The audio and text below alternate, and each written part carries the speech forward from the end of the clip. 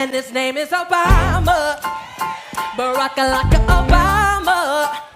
He'll charm the pants off. Well, a musical celebrating former President Barack Obama's journey to the White House is playing on stage now at Chicago's Studebaker Theater. 44 the musical isn't a historical account, but rather a satire told through the fuzzy recollection of former President Joe Biden. And joining me now are some of the stars of the show.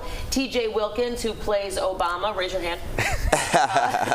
Chad Correct, who plays Joe Biden. Just helping everyone out there. And Kelly Feldhaus playing the role of Hillary Clinton. Thanks, you guys, for being here. Thanks for having us. Okay, you know, this, I haven't seen this, but this, I understand, is a fun, comedic take on the Obama presidency and his rise to the White House. So tell us more about the production, what makes it unique, which obviously is the fact that it's a musical and a bit of a satire. But I mean, can you kind of talk about how it even came to be? Who would be best for that? Our writer, Eli Bauman, would be the best one.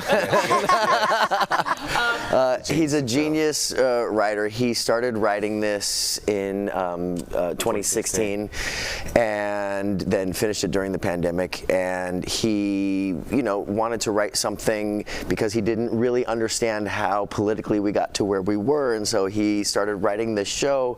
And it's the story of Obama is told through Joe Biden's hazy recollection. And you are? I play, hey, Joe Biden. I'm Joe Biden.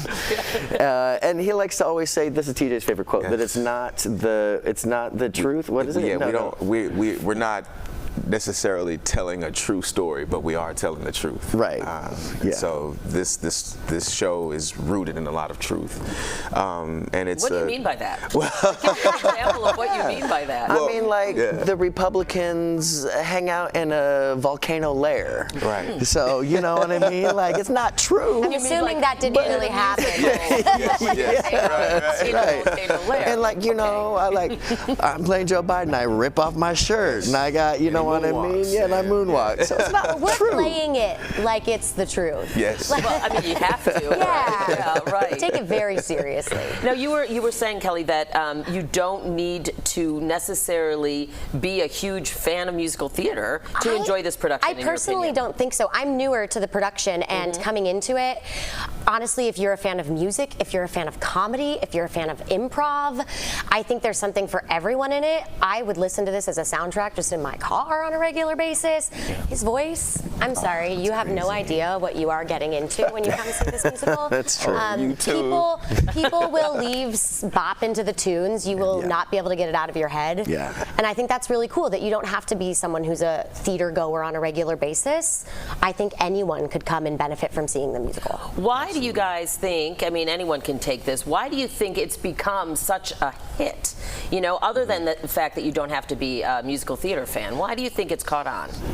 I think that it's a show for everybody, and what I love about the show is that we act as sort of a mirror to society, and we put that mirror up and say, look at us, and we celebrate our differences rather than vilify each other for being different. And I think whether you're a theater person or somebody who's into politics or into music, there's something for you here, and it's very inclusive, and even the jokes are inclusive, because everybody gets made fun of. No one's safe. No one's safe. But it's also the tunes are so good, and it's funny. So I also think it's just fun. Yeah. It's a fun time. Like, you come to the theater and you have a good time. And a lot of people need a laugh right now, frankly. Yes. I'm sorry. I mean, I'm just going to say it, right? I think a lot of people need a good laugh. Chad in this show has them laughing. We've paused for we added 11 minutes to the show of just laughter, mostly for Chad. And that's, I think, how great to just be able to belly laugh for 11 minutes straight. It is actually cathartic. Yeah. I mean, it literally is. And then you guys were saying, too, that a lot of people laugh, and then they find themselves at the end or walking out being really moved by it. Why do you think that is? They do. Day after day, time after time, after every show, people come up to us and say how moved they were and how much they needed this and how it reminded them of a simpler time and how inspiring the show is. Okay, real quick, because we're out of time. Has former President Obama seen it, and would you guys like him to? Because Well, we can say that he hasn't seen it yet, but we would love for him to see the show because we think that he would enjoy himself. He and First Lady Michelle would enjoy themselves in the way in He seems which to be able to laugh at himself, Oh, of course. right? You know, I mean, not everyone Also, does. Hillary, Yeah. come on over. I saw you on Between Two Ferns, and I want you to see this. That's a whole other conversation. All right, Kelly, TJ, Chad, thank you guys so much. Continued success. I'm really, really Thank you. We gotta get you there. Yes, Yes. I really would like Come to on see down. this. I mean, it sounds really great. Thank you. So thank you so much.